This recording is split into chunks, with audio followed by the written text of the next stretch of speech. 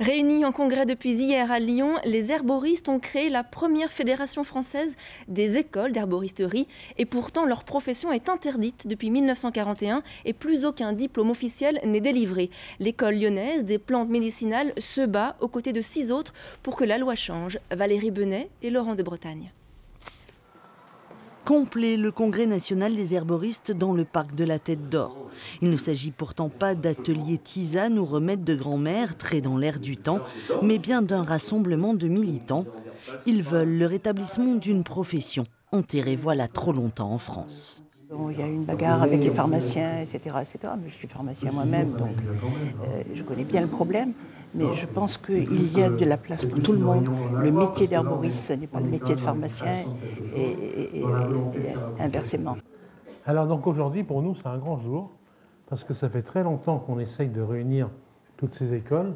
6 écoles exactement, qui se fédèrent aujourd'hui pour tenter de décrocher une reconnaissance officielle des formations qu'elles dispensent.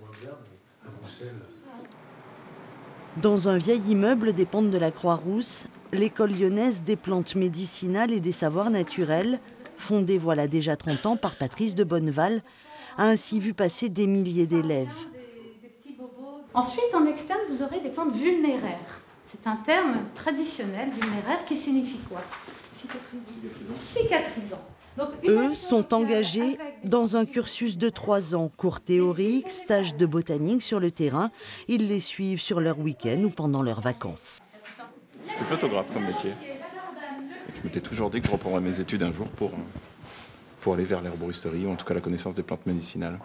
Je suis installé depuis le début de l'année en producteur de plantes médicinales.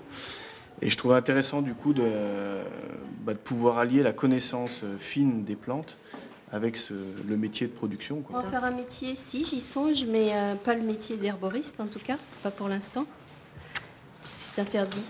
Pour valider leur connaissance sur la pharmacopée des prés et jardins, ils se verront délivrer un certificat d'herbaliste, anglicisme fleuri pour un métier qu'ils rêvent de pouvoir exercer avec un diplôme en bon français.